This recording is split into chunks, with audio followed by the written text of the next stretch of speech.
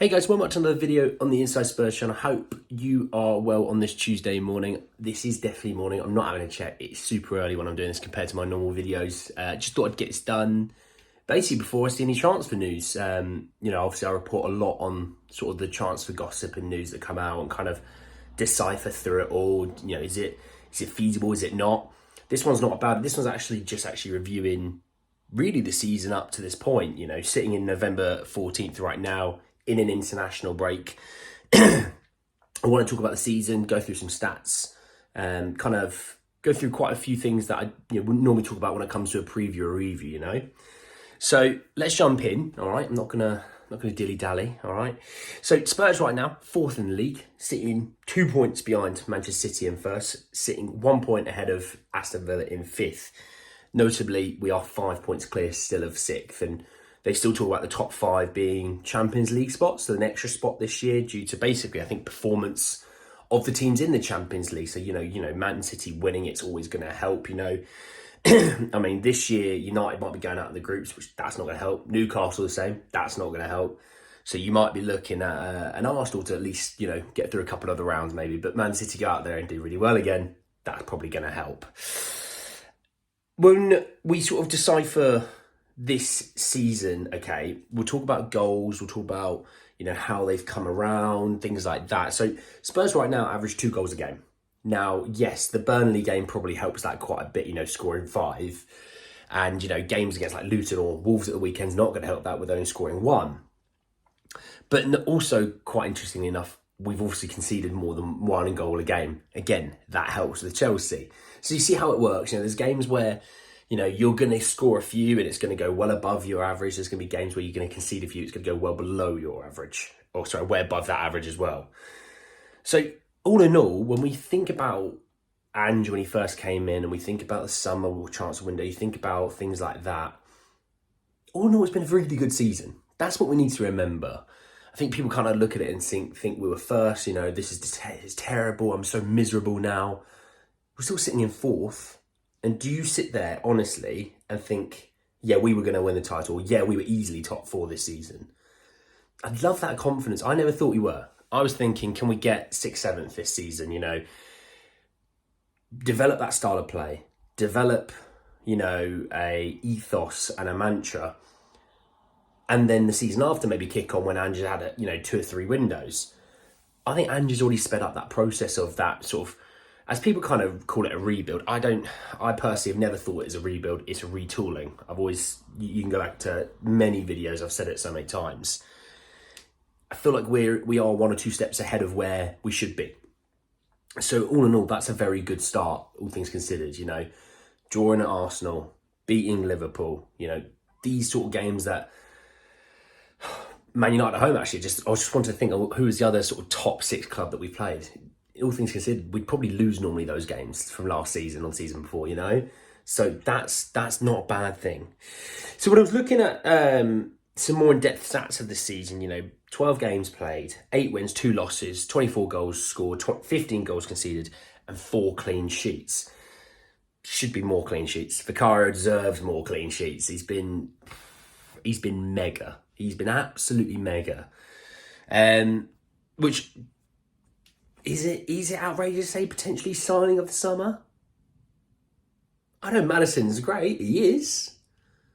But how many times has Vicario saved us? I don't know, I want to see what you guys think on that one. In attack, we've had, obviously, 2 goals per match, bang on 2 goals per match. 192 shots through those 12 games, 69 shots on target, nice. 36% shot accuracy, 0 penalties scored. 26 chances, big chances created, and 3 times hit the woodwork. The penalty scored one. Mental. We don't really get a lot of love when it comes to the whole I'd say final third free kick penalty lark. I don't think we get a lot of love there. But we create a lot of opportunities. We create a lot. And Andrew's even said, look, we really are a work in progress. There's a lot that still needs to be done in the attacking style of play. The attacking patterns and triangles and all those sort of things that managers love to profess their philosophy. It's still going to take time. And I don't know if we'll truly see a typical brilliant Ange performance until I would say like March time. I think it's still going to be a while yet. There'll be flashes, and we've seen flashes. We've seen flashes against Burnley, but it wasn't a complete performance.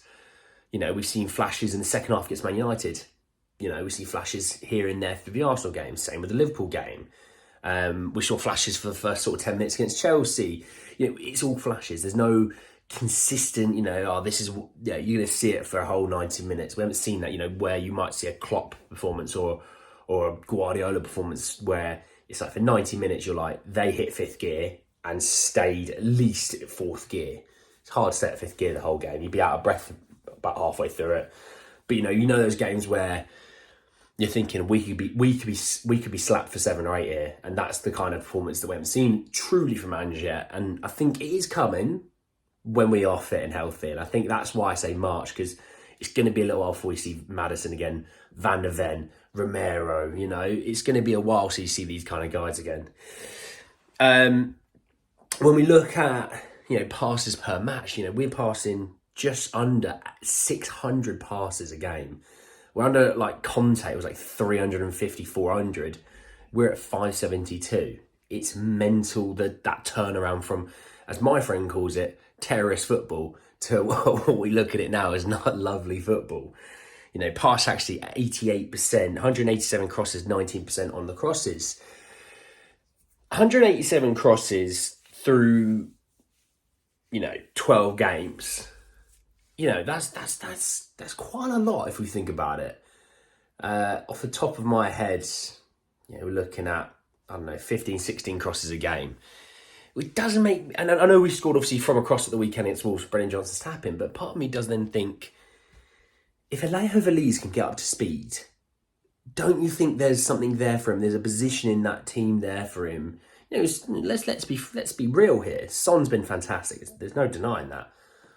Son's not exactly 24. Son's in his 30s, so he's not going to be around forever, which, you know, I'm trying to brace myself, but it's difficult. Alejo Veliz, if he can get up to speed, you know, potentially over this international break where he maybe probably plays a little bit more with the youth setup, you know, try and get a few more games in there maybe, you know, just sort of work a bit more of Ange even. If we can get him up to speed quicker and quicker and quicker, you know, through the Christmas period, if we can get a little bit of Alejo Veliz, you know, I would like to see what we got there, because he's a big old boy. And, you know, he's quick as well, quite nice and physical, all these things that you don't always see in a big man. And he's got it. And I think that's if we can get him going, that's a special talent. That really is a special talent. But yeah, I mean, through the passes, and I'll go through statistically where you'll find most of the passes as well. It's not just all through the back four. You'll see what I mean shortly. In defence, yeah, 4 clean sheets this season I went through, 15 goals conceded, so we concede just over 1 a game, so 1.25 a game.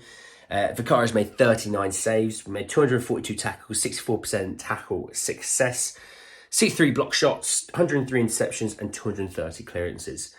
Well, let's be frank. When all things are normal and everyone's okay, fit, not suspended, all those things, that back five, we'll call Vicario through that five. That back five, Vicario, Udogie, Van der Ven, Romero, Porro, is as good as you'll find in the league at the moment in terms of, you know, when you look at Liverpool, right?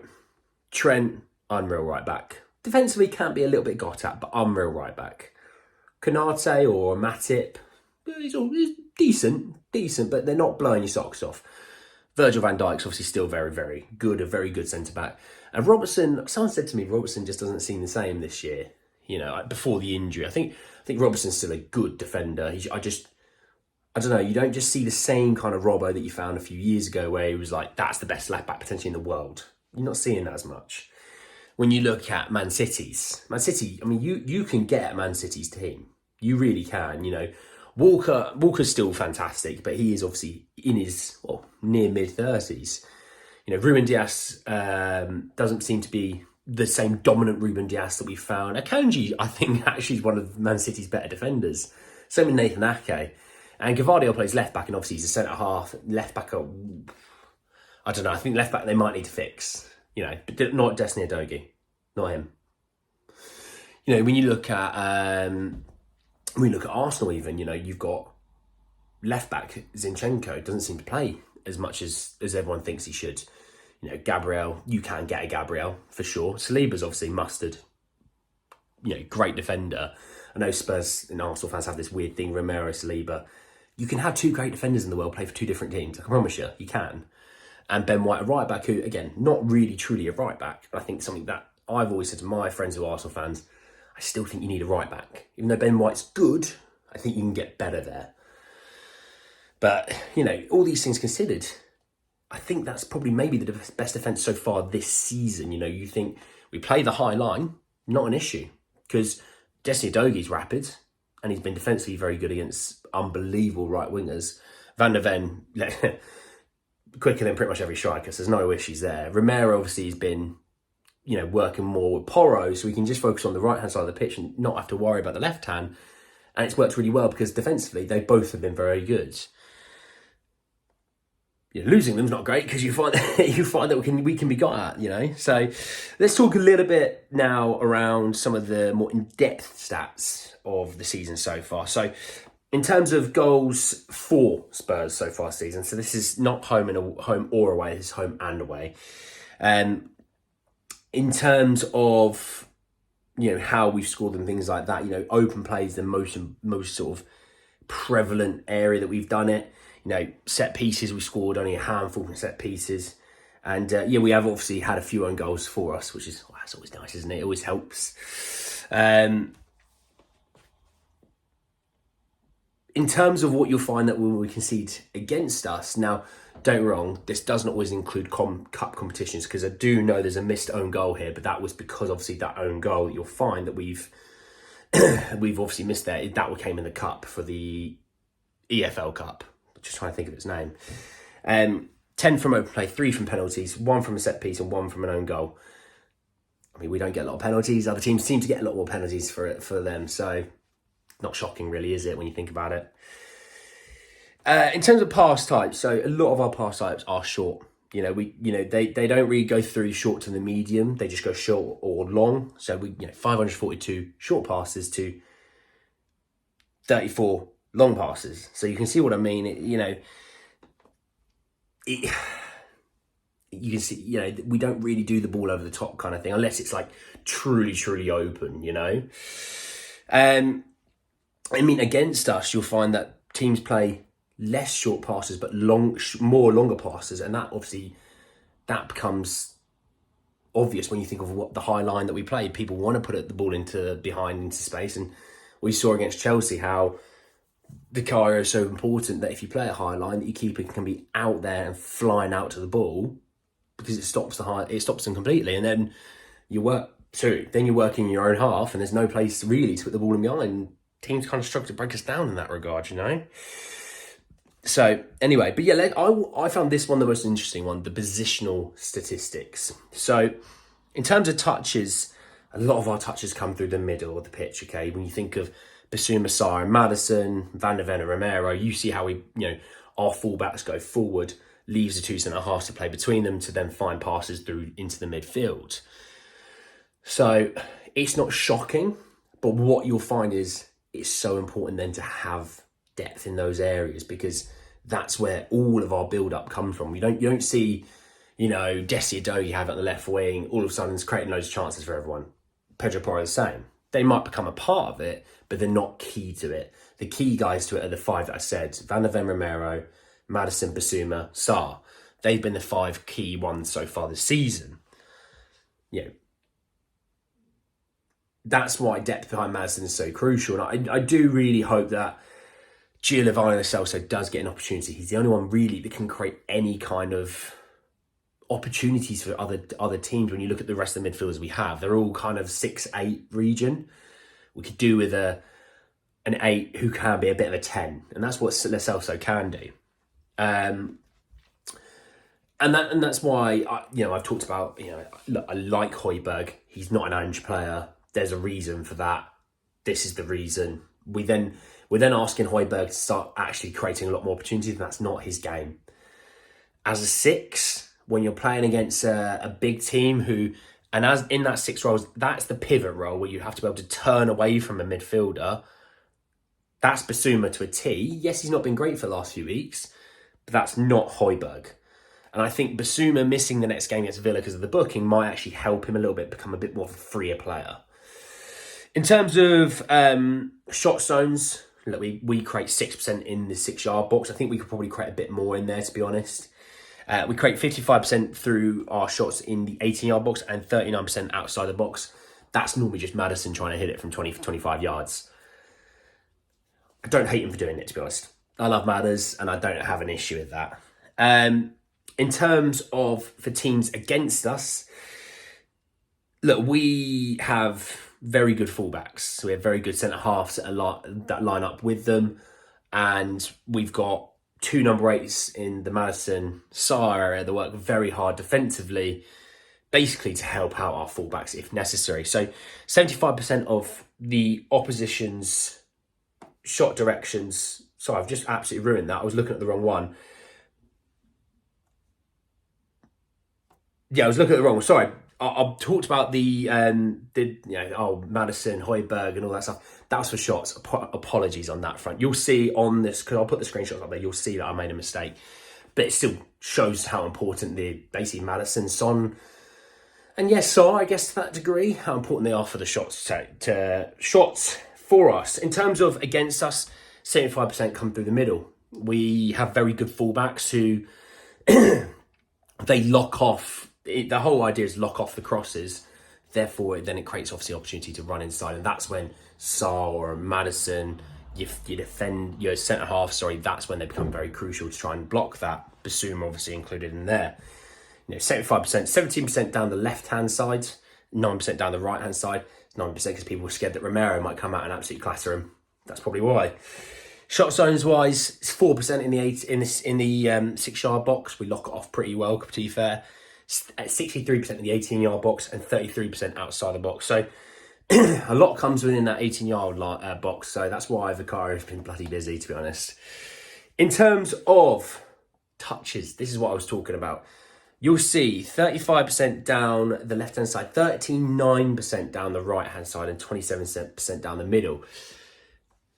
The ball does seem to go to the right-hand side more than the left. I thought it'd be even more than that, to be honest. I thought, when you look at Porro and Kulusevski, how often they have the ball, I thought it was miles more than a Dogie and Brennan Johnson or a Charlison or a Solomon, whoever it is out on the left.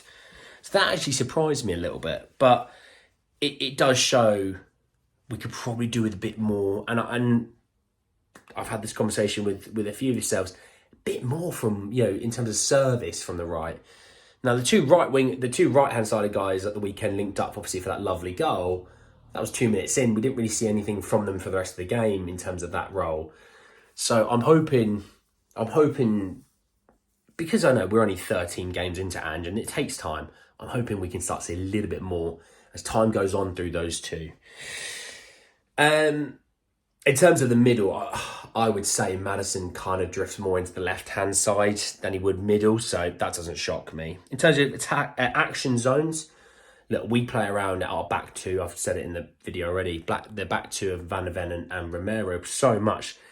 Just under a third of the action comes in there, and 30%. The middle, 38%. Is that shocking to anyone? You think of the middle, mid three.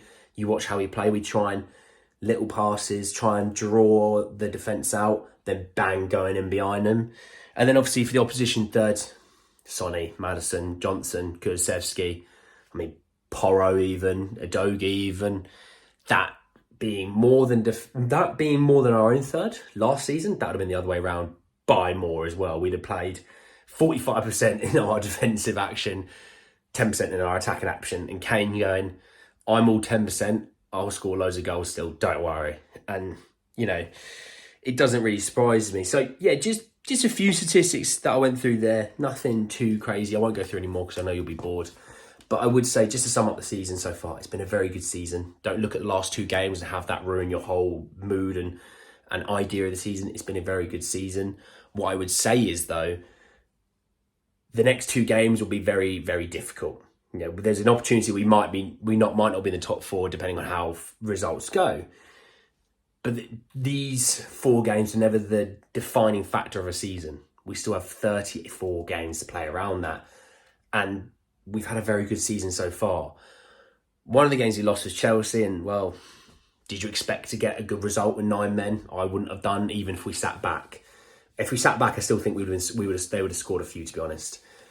So don't look at it with a disheartened view. Look at it with an excited mind.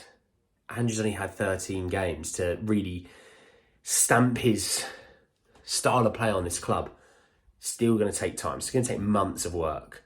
I think we're ahead of schedule.